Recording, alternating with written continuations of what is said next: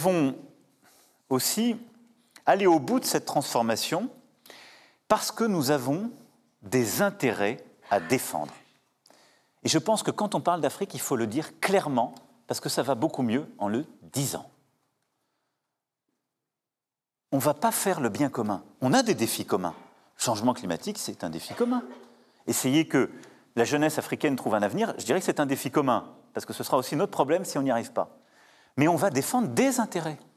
Et c'est ça un partenariat réciproque et équilibré. C'est qu'on ne prend pas les gens pour des imbéciles. On ne dit pas on arrive chez vous parce qu'on va faire le bien chez vous à votre place. Parce que vous n'êtes pas capable de savoir ce qui est bon pour vous, de le penser ou de le faire. Non. On vient défendre nos intérêts et on le fait de manière respectueuse avec les intérêts des pays africains où on se déploie. Et si nous assumons le fait que la France n'a plus de précaré en Afrique, elle a des devoirs, des intérêts, des amitiés qu'elle veut bâtir, poursuivre, renforcer, pour mener des politiques solides dans chacun des domaines que vous représentez ici. Là, parce que d'autres pays qui étaient moins présents que nous il y a quelques années, qui ne sont pas mieux armés que nous, sont en train de prendre des positions simplement parce qu'ils prennent les pays africains au sérieux. Nous avons aujourd'hui encore trop de nos entreprises qui ne produisent pas les travaux de meilleure qualité parce que c'est l'Afrique. Ça ne marchera plus. Et je vous le dis en toute sincérité, je ne défendrai plus les entreprises qui ne sont pas prêtes à se battre. Car une réalité unique africaine n'existe que dans bon nombre de schémas simplificateurs. J'en retirerai une seule exigence, celle de faire preuve d'une profonde humilité face à ce qui se joue sur le continent africain. Ces propos sont extraits du discours que Macron a tenu 2 jours avant sa dernière tournée en Afrique qui a eu lieu du 1er au 5 mars 2023. C'est un discours de vérité et d'humilité, qui, j'avoue, m'avait beaucoup touché. Hélas, la suite n'a pas été conforme à ce qu'il avait dit.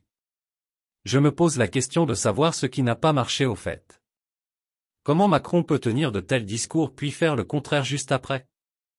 Il a parlé d'humilité mais il n'a pas pu se débarrasser de son arrogance. Tu te rappelles des propos paternalistes qu'il a tenus en RDC, lors de cette même tournée? Et depuis 1994, c'est pas la faute de la France, pardon de le dire dans des termes aussi crus, vous n'avez pas été capable de restaurer la souveraineté, ni militaire, ni sécuritaire, ni administrative de votre pays. C'est aussi une réalité. Il ne faut pas chercher des coupables à l'extérieur de cette affaire. Et donc on en est dans cette situation qui a conduit à des drames absolus, à cette deuxième guerre, à des millions de morts, qu'on ne doit pas oublier, à la nécessité aussi, ce qui est une responsabilité qui doit se faire ici, ce n'est pas la France ou d'autres de le faire, de mettre en place une vraie justice, une justice transitionnelle qui est la clé pour que celles et ceux qui parfois ont tué soient jugés. Et parfois ils évoluent encore, ils sont là, ils sont encore avec des responsabilités. Comment voulez-vous qu'il y ait une paix durable et de la confiance dans un pays quand la justice n'est pas passée? Ne demandez pas, n'accusez pas la France pour quelque chose qui dépend de vous, là. C'est une réalité aussi. Comment peut-on parler ainsi à un chef d'État d'un pays souverain chez lui devant des journalistes? C'est tout sauf du respect et de l'humilité. Écoute ceci avant qu'on ne continue. À cette question sur le compromis à l'africaine, enfin ce petit commentaire, pour dire que, voyez-vous madame, c'est justement ça qui doit changer dans nos rapports avec la France en particulier, mais l'Europe en général, l'Occident. Votre façon de voir les choses lorsqu'elles se passent en Afrique. Quand il y a des irrégularités aux élections américaines, on ne parle pas de compromis à l'américaine. Lorsqu'en France, il y a plusieurs années maintenant, lors des années Chirac, il y a eu un scandale sur des électeurs décédés qu'on a fait voter, on ne parlait pas de compromis à la française. Dans des conditions difficiles, vous parlerez de compromis à l'africaine, alors qu'aujourd'hui, ces mêmes Africains sont en train d'attirer votre attention sur cette ignoble et injuste agression due au fait du Rwanda et demandons même des sanctions. Personne n'en parle. Même européens, américains, posent les mêmes questions à leurs dirigeants chez eux. La deuxième chose, et ça me permet d'insister, parce que le président a parlé de la France en répondant à la question. Quand un ou une journaliste française pose une question, ça n'est pas le gouvernement de la France. Et c'est bien comme ça. Mais il ne faut pas tout confondre. Non, parce que non, mais c'est pas une position de la France. Je faisais allusion. Parce qu'il n'y a pas de, il y a plus, il y en a eu. Je faisais allusion au propos de lui, il est officiel français. Oui, mais le compromis à l'africaine, c'est le Drian, c'est pas la journaliste. C'est exact, mais ce compromis... Mais cette formule, Président... Bon, cher ami, je voudrais t'inviter à réécouter le discours que Macron fin février, quelques jours avant sa tournée, et tu me diras ce que tu en penses. Le temps passé sur le continent africain est irremplaçable. J'y ai effectué 17 déplacements, été accueilli dans 21 pays, du Shrine de Lagos aux églises de Lalibela, sans compter les multiples entretiens menés avec nos partenaires africains à Paris et à travers le monde. Je n'en retirerai aucune considération générale, car une réalité unique africaine n'existe que dans bon nombre de schémas simplificateurs. J'en retirerai une seule exigence, celle de faire preuve d'une profonde humilité face à ce qui se joue sur le continent africain. Une situation sans précédent dans l'histoire, traiter en même temps et dans l'urgence une somme de défis vertigineux, du défi sécuritaire, climatique au défi démographique, avec la jeunesse qui arrive et à laquelle il faut proposer un avenir pour chacun des États africains. Consolider des États et des administrations, investir massivement dans l'éducation, la santé, l'emploi, la formation, la transition énergétique. Tout cela donc en étant confronté davantage que d'autres à la pression du changement climatique et de ses effets, à l'offensive du terrorisme, au choc économique, sanitaire et géopolitique. Je crois pouvoir dire qu'aucune région au monde n'a été soumise à cette obligation de résultat en l'espace d'1 à 2 générations, comme le continent africain l'est aujourd'hui. C'est pour cette raison qu'à quelques jours de ce déplacement à nouveau sur le continent africain, j'ai jugé que la priorité n'était pas de faire un nouveau discours sur le sol africain, mais d'essayer de la manière la plus claire de défendre ce que nous y faisons et la cohérence de notre action, et de renforcer aussi cette envie d'Afrique en France. Et c'est pourquoi beaucoup de chefs d'entreprise, de scientifiques, d'artistes et de sportifs sont aussi présents aujourd'hui. Nous devons en effet collectivement prendre la mesure des défis qui sont si proches de nous, non pas pour nous projeter dans des prédictions apocalyptiques ou dans des paniques anxiogènes. J'ai pu parfois le constater à chacun de mes déplacements. La terre africaine est tout sauf une terre d'angoisse et de résignation. Elle est une terre d'optimisme et de volontarisme. Cette proximité, cette énergie doivent nous inspirer et nous inciter à réaliser la force de notre atout d'être les voisins de l'Afrique et de compter encore parmi les pays qui ont un lien unique, humain, existentiel avec ce continent, ce qui est une chance. Nous avons destin lié avec le continent africain. Si nous savons saisir cette chance, nous avons l'opportunité de nous arrimer au continent qui, progressivement, sera aussi l'un des marchés économiques les plus jeunes et dynamiques du monde et qui sera l'un des grands foyers de la croissance mondiale dans les décennies qui viennent. Mais aussi parce que notre jeunesse écoute aujourd'hui une musique congolaise, nigériane, ivoirienne, créée et produite sur le continent africain.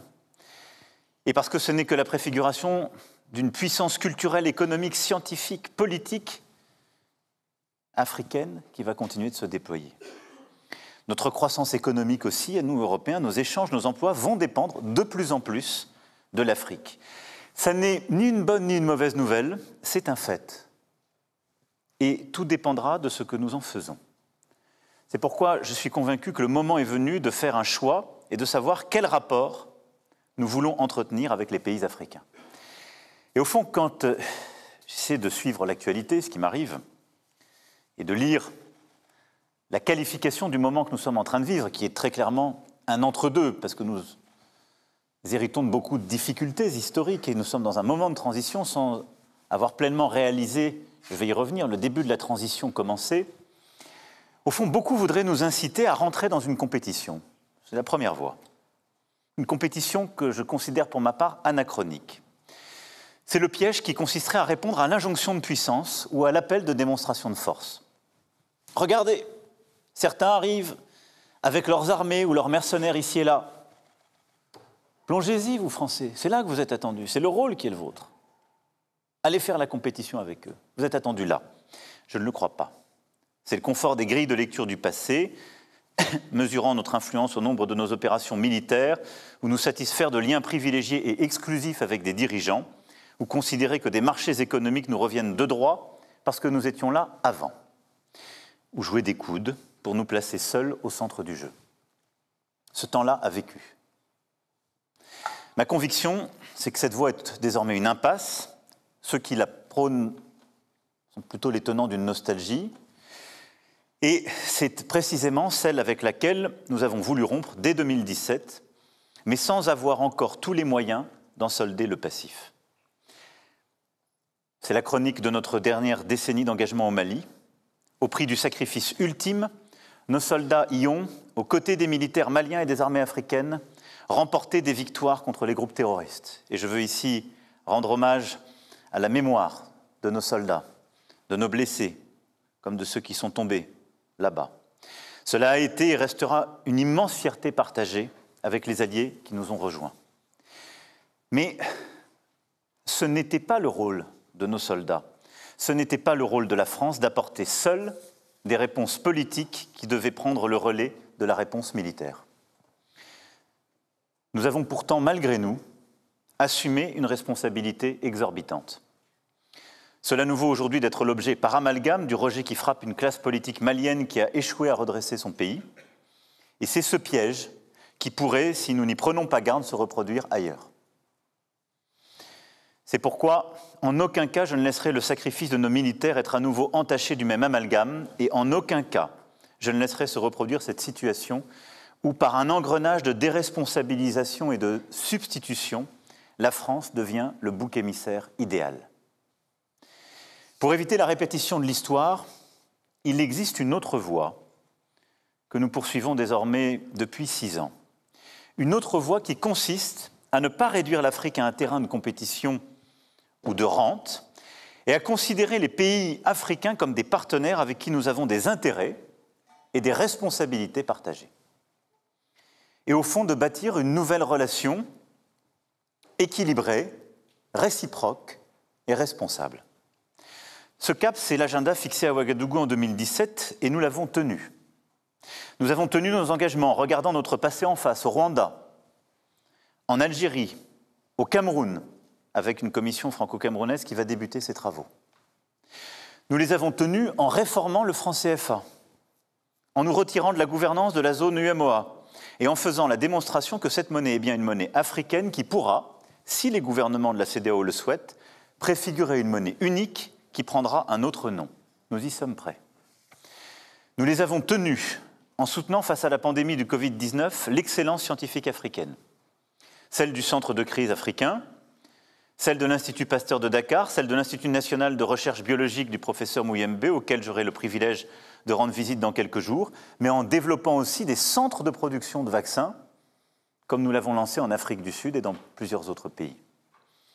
Nous avons tenu nos engagements en matière sportive, en bâtissant des partenariats nouveaux pour déployer, former des sportifs sur le continent africain et déployer des infrastructures sportives. Et nous allons continuer de le faire et de l'accélérer, du football au judo en passant par le basket et tant d'autres sports. Nous avons tenu nos engagements en accélérant, grâce à la ténacité de Ngone Fall et à la saison Africa 2020, le changement de regard de la France sur le continent africain, y compris dans nos écoles et nos manuels scolaires. Nous allons poursuivre ce mouvement de reconnexion avec la création contemporaine africaine dans toutes ses composantes. En France, ce sera la mission de la future Maison des mondes africains, qui organisera, à l'automne prochain, un forum sur les industries culturelles et créatives africaines. Sur le continent africain, ce sera le rôle de nos instituts culturels, de notre réseau de coopération, de nos alliances françaises, de redevenir le creuset de cette intimité franco-africaine et de ce changement de regard. Nos instituts doivent être les lieux où vient tout le monde et où l'on prend tous les risques. Ce sont d'ailleurs les lieux où commence le rayonnement d'un Fela Kuti, où, puisque nous serons à Kinshasa dans quelques jours, un Papa Wemba ou un peintre Moké ont connu leur premier succès, leur première reconnaissance. C'est la force de ce réseau et c'est celle que nous voulons continuer d'avoir. Nous avons aussi tenu ces engagements de Ouagadougou en procédant, grâce à l'éclairage intellectuel de Bénédicte Savoie et Felwine Sarr et au travail des équipes du Quai Branly, à la restitution au Bénin des œuvres du trésor d'Abomey. Nous irons plus loin, puisqu'une loi cadre sera proposée dans les prochaines semaines par la ministre de la Culture à notre Parlement. Et à partir des préconisations du travail réalisé par Jean-Luc Martinez, que je remercie, cette loi cadre permettra de fixer, avec notre représentation nationale, la méthodologie et les critères pour procéder à de nouvelles restitutions au profit des pays africains qui le demandent, mais reposant sur un partenariat culturel, scientifique pour accueillir et conserver ces œuvres. La Côte d'Ivoire l'a déjà fait. Je souhaite que cette démarche puisse s'inscrire dans une dynamique plus large et également une dynamique européenne, à l'image du fonds franco-allemand que nous avons lancé pour développer les recherches de provenance sur les œuvres africaines entrées dans nos collections. Nous avons aussi, durant ces années, soutenu l'entrepreneuriat africain en y consacrant plus de 3 milliards d'euros entre 2019 et 2022, au travers de l'initiative Choose Africa. Nous allons amplifier cet effort en ciblant davantage les entrepreneurs français et africains qui sont confrontés aux risques et qui n'arrivent pas à accéder au crédit ou au capital de quelques centaines de milliers d'euros qui débloqueraient leur situation. C'est précisément l'objectif de Meet Africa 2. Je sais que plusieurs qui ont été sélectionnés sont ici présents, permettent d'accompagner celles et ceux qui ont des projets plus risqués. Et ce sera le rôle aussi de notre Banque publique d'investissement et de l'Agence française de développement de porter ensemble un nouveau programme, Choose Africa 2, qui sera dédié à cet effort et qui, en particulier en matière de culture, de sport, d'agriculture et de digital, reprenant tout ce que nous avons fait avec Digital Africa ces dernières années, démultipliera les opportunités. Nous dérisquerons davantage les investissements français en Afrique avec ces mécanismes et nous accélérerons la croissance des petites entreprises africaines qui sont à la frontière entre l'économie formelle et informelle. Et sur le modèle de ce que le Sénégal a réussi, et comme nous avons commencé à le faire dans plusieurs pays africains, cette initiative sera également un levier pour appuyer une véritable politique d'innovation avec tous les pays volontaires. Enfin, nous avons ces dernières années posé les bases d'un axe euro-africain qui s'est incarné lors du sommet de Bruxelles en février 2022 sous présidence française. Et c'est en nous appuyant sur cet axe euro-africain que nous avons obtenu à Paris en mai 2021, dans le sommet de Paris sur le financement des économies africaines, le déblocage et le redéploiement des droits de tirage spéciaux au bénéfice de l'Afrique et lancer la production de vaccins aussi sur le continent africain, avec l'Afrique du Sud notamment, comme je l'évoquais tout à l'heure. C'est aussi pour ça que je me réjouis de pouvoir compter sur l'engagement du commissaire Thierry Breton, de la commissaire Urpilainen, à nos côtés dans quelques jours en RDC. C'est une véritable équipe européenne que nous souhaitons mettre en place. Vous le voyez, en brossant ce tableau général, si je puis dire, je veux ici dire combien ces dernières années, nous avons bousculé des choses qui paraissaient des tabous complets. Quand j'étais dans cette même université à Ouagadougou, tous les étudiants qui m'interrogeaient me parlaient du franc CFA, de la restitution des œuvres d'art, de notre incapacité à accompagner l'entrepreneuriat africain. Tout cela, nous l'avons mis en place ces dernières années avec force et engagement. Malgré tout, il nous faut être lucides. Nous ne sommes aujourd'hui qu'au milieu du gué. C'est une situation très inconfortable, où nous continuons à être, en quelque sorte, comptables du passé, avec une politique qui a décidé très clairement de changer et qui a parfois perdu des soutiens qui étaient bien utiles, mais parce que nous voulions changer de méthode, sans que nous ayons encore pleinement les résultats de la politique que nous avons lancée. Et donc nous sommes en effet comptables du passé sans avoir encore totalement convaincus sur les contours de notre avenir commun. C'est pour cette raison que le déplacement que nous allons entreprendre ensemble dans quelques jours est si important. Il intervient au moment où nous clôturons un cycle de notre histoire en Afrique, et un cycle qui a été marqué, à mes yeux, par deux choses que nous allons bousculer. Marqué par, au fond, d'abord la centralité de la question sécuritaire et militaire, et la prééminence du sécuritaire comme cadre de tout. Et cette prééminence, le rôle qu'elle a continué d'avoir, on le voit bien, a été une ombre portée, encore une fois, ces dernières années, ou un prétexte utilisé par beaucoup de nos opposants, ou de celles et ceux qui voulaient pousser leur propre propagande pour dire, au fond, la France est là et n'a qu'un agenda sécuritaire. Et puis nous allons, et donc l'objectif pour moi de cette phase dans laquelle nous rentrons, de cette nouvelle ère, est de déployer sous forme partenariale notre présence sécuritaire pour qu'elle s'insère dans ce nouveau partenariat. Et je remercie le ministre des Armées et le chef d'état-major des Armées du travail fait ces derniers mois pour véritablement penser, préparer ce nouveau partenariat sécuritaire, je vais y revenir. Et le deuxième grand changement que nous allons faire, c'est passer d'une logique d'aide à une logique d'investissement solidaire et partenarial. Et je crois que c'est à cette condition, en continuant et en amplifiant l'action qui a déjà été lancée, que nous pourrons conjurer d'abord cette opposition qui est en train de s'installer entre, au fond, un Nord supposément occidental et un Sud global, qui n'aurait plus de logiciel commun. Je crois profondément que c'est faux et nous devons démontrer le contraire. Et nous l'avons démontré d'ailleurs par une méthode nouvelle que nous avons là aussi commencée. Le G7 de Biarritz a été préparé avec les pays africains que j'avais invités, comme on l'a fait aussi au G20 de Bali, où on a réuni l'ensemble des pays africains avant le début des travaux pour œuvrer ensemble, par une conversation en quelque sorte permanente. C'est exactement la même chose que nous avons fait quand nous avons lancé l'initiative ACTA. Elle a été conçue avec le bureau de l'Union africaine, dans un dialogue là aussi qui était inédit.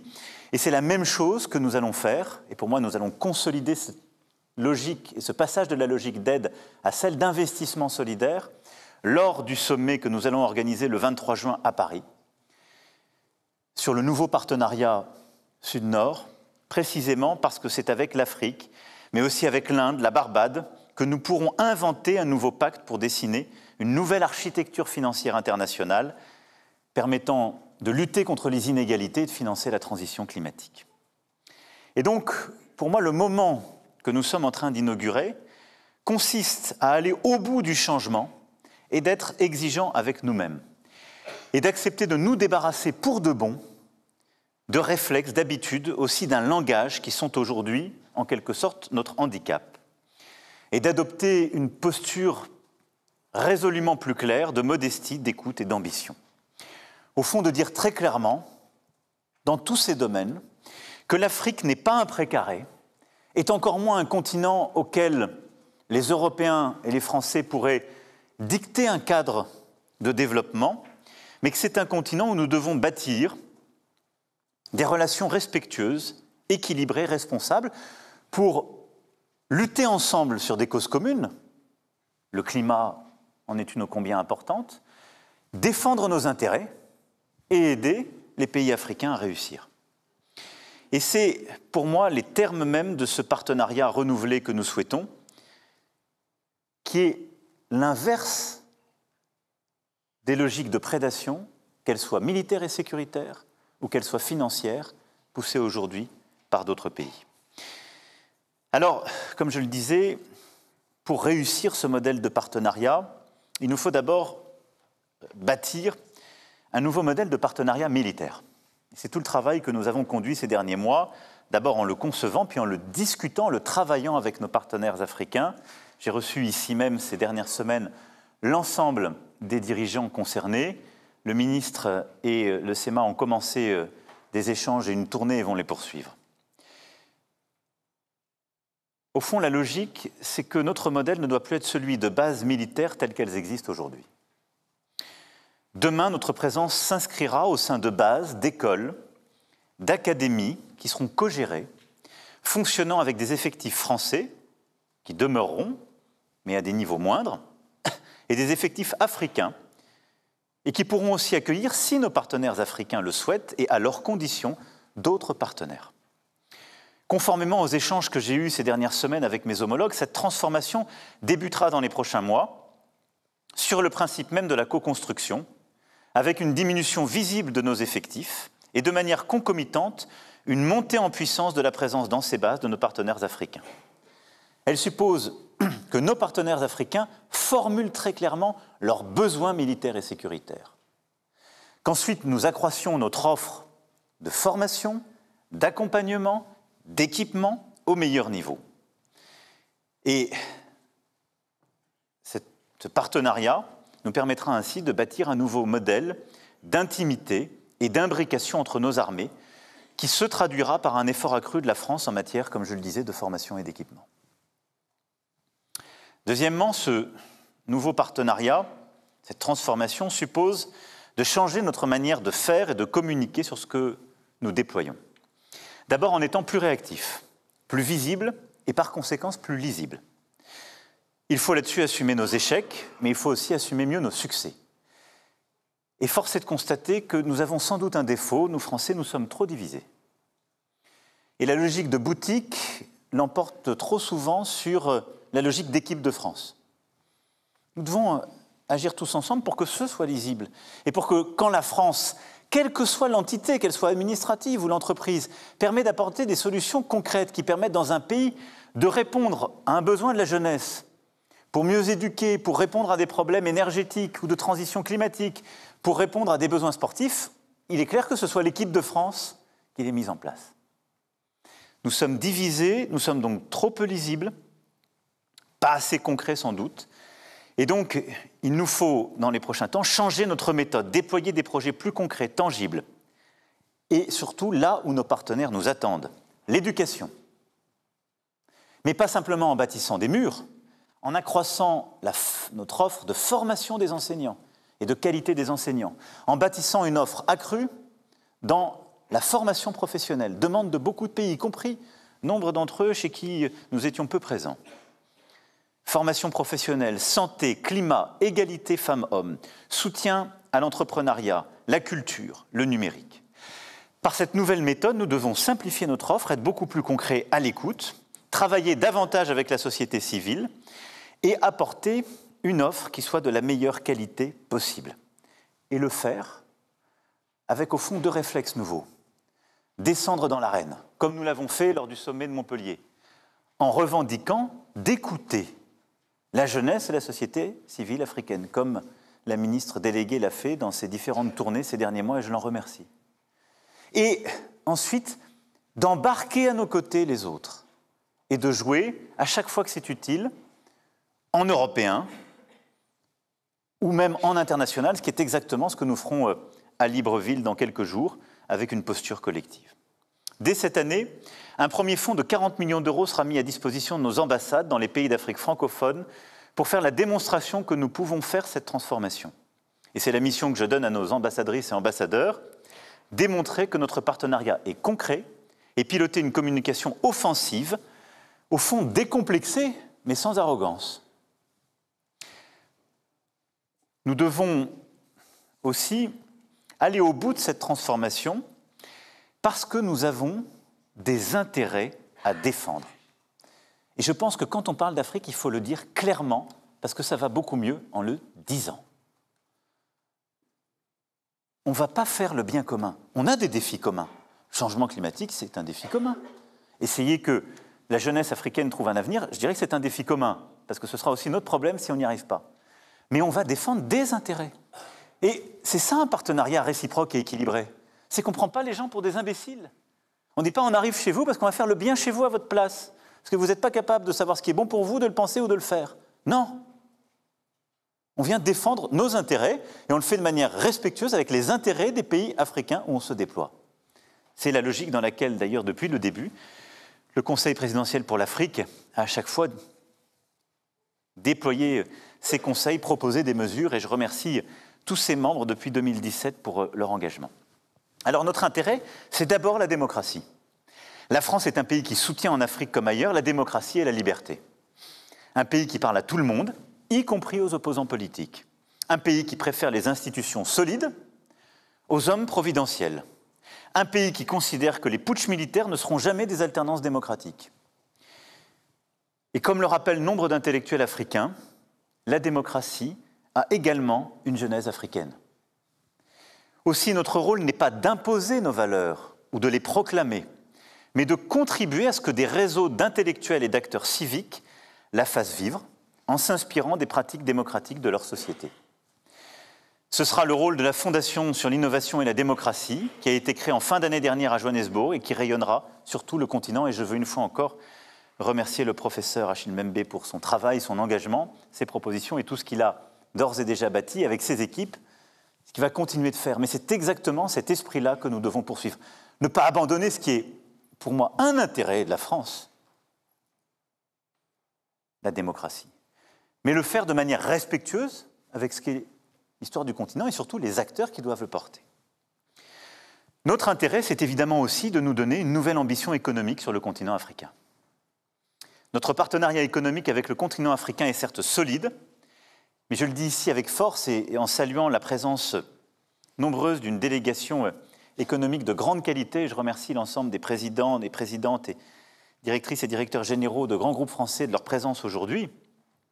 Mais nous avons besoin d'être lucides sur notre présence économique sur le continent africain et la manière dont elle est vue. Nous sommes dans une position qui ne va pas dans la bonne direction. Et c'est pour bonne partie de notre faute. Parce que nous avons trop souvent eu une logique de rente dans notre rapport au continent africain.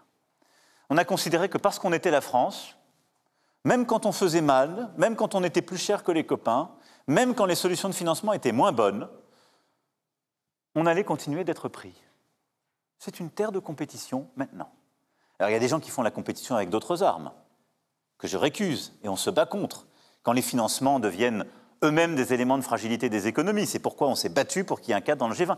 Mais indépendamment de ça, je le dis parce que je l'ai vu, nous avons aujourd'hui encore trop de nos entreprises qui ne produisent pas les travaux de meilleure qualité parce que c'est l'Afrique.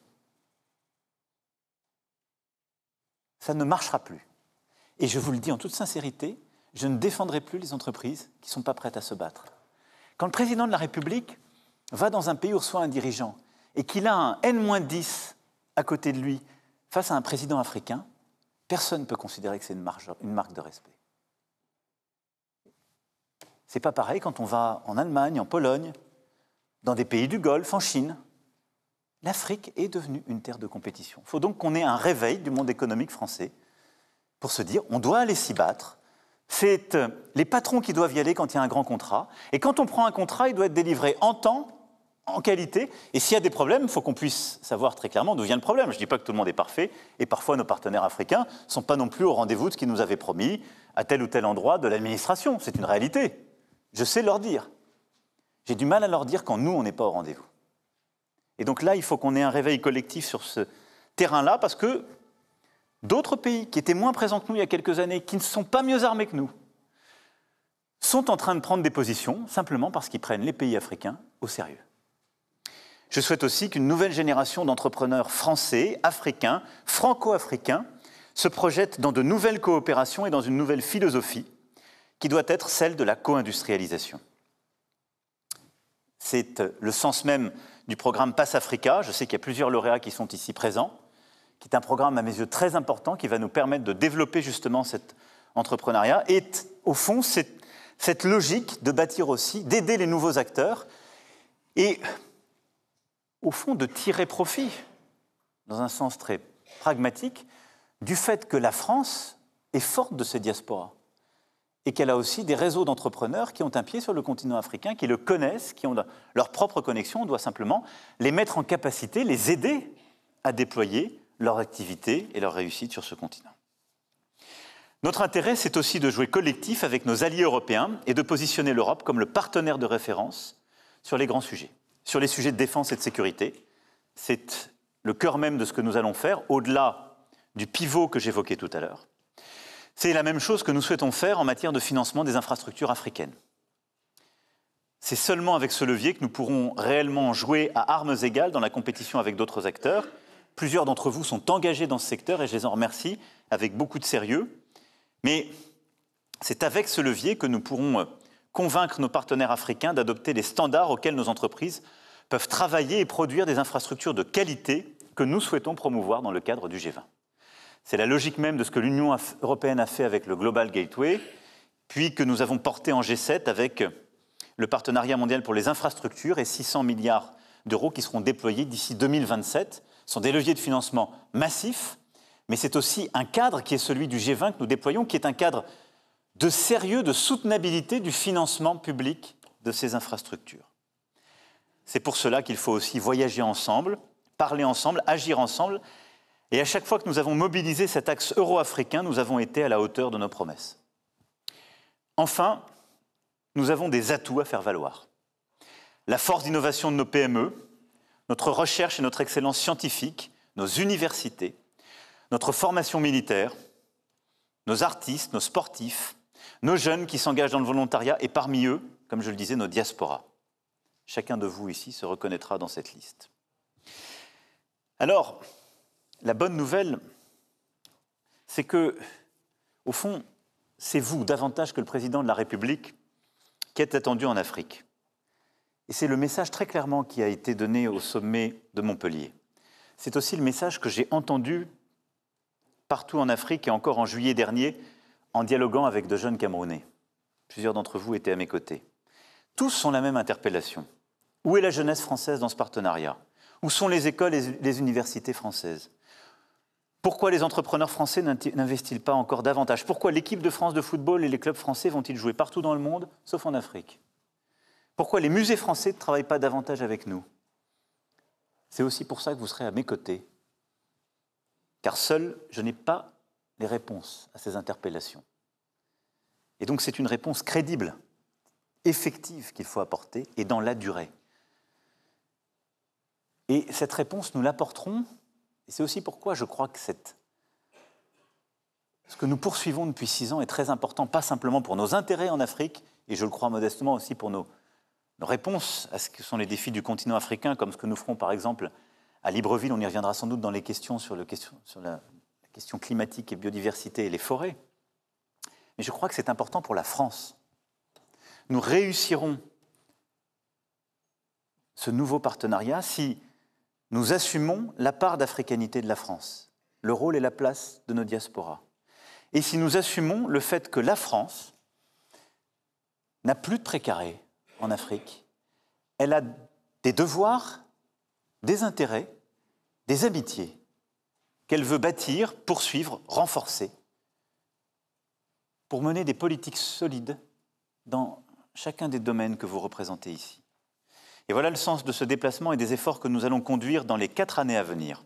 Assumer nos intérêts, les promouvoir, mettre en place des liens humains plus forts au cœur de ce partenariat, renforcer le lien avec les sociétés civiles et bâtir ensemble un agenda sur les questions climatiques, d'éducation et de santé qui sont bonnes pour nous tous. Des liens économiques, scientifiques, universitaires, culturels, sportifs. Je n'ai pour ma part aucune nostalgie vis-à-vis de la France-Afrique. Mais je ne veux pas laisser une absence ou un vide derrière elle. Autant que moi, et surtout au-delà de ma propre contribution, vous serez le cœur de ce partenariat et votre propre engagement donnera tout son sens au choix politique que nous avons fait avec notre Parlement de rehausser et sanctuariser cette politique de partenariat, avec là aussi des financements inédits. Cette politique n'est pas une politique d'instruments désincarnés, c'est une politique de solidarité, c'est une politique aussi pour les Français, c'est une politique qui doit nous permettre de trouver des partenaires, des alliés, pour peser sur les équilibres du monde. Et c'est aussi pour cela, si nous réussissons cette politique, si nous réussissons en juin prochain ce sommet pour le nouveau partenariat entre le Sud et le Nord, que nous arriverons à conjurer ce grand récit qui est en train de s'installer, celui d'un double standard qui existerait entre l'Ukraine et le reste du monde, dont l'Afrique, celui au fond d'une division, comme je le disais, entre l'Occident et le Grand Sud. Si on laisse s'installer ce récit, ou en quelque sorte si on le documente, pour un pays comme le nôtre, ce sera terrible. Parce que, comme je le disais au début de mon propos, nous avons destin lié. Parce que nous sommes, parce qu'est le peuple français, parce qu'est notre géographie et notre avenir. Je vous remercie pour votre attention. Je vais maintenant... Je ne sais pas ce que tu en penses, mais je trouve que c'est l'un des rares discours empreints d'humilité de Macron. Une chose qui est incontestable, c'est que les paroles ne suffisent pas. Il est impératif qu'elles soient suivies d'actes concrets et cohérents. Dire quelque chose et agir de manière contradictoire par rapport à ses propos ne peut que mener à la ruine.